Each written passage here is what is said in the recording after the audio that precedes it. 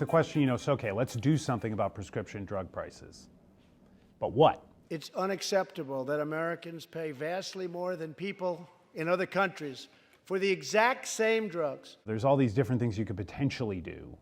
And I think there is not a great evidence base for what would work. It's a lot easier to kind of regulate or have a government presence in the economy when it's a small part of the economy, right? Once it gets big, and we spend something like 1/6 of GDP on healthcare total, and a lot of that is pharmaceuticals. Once it gets that big, then it's a lot harder for the government to rein in.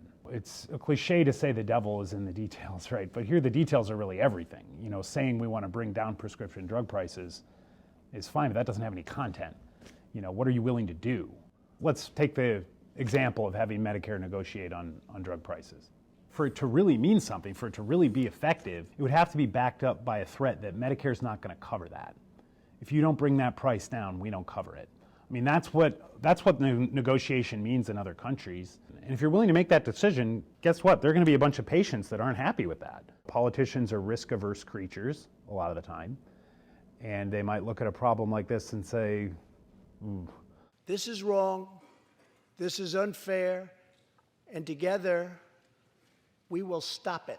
This is something he's picked up on, and I'm surprised that politicians haven't done this more. This is what the pharma companies say is happening. They say we are subsidizing these cures for the entire world. Well, why us? You want to have a backbone.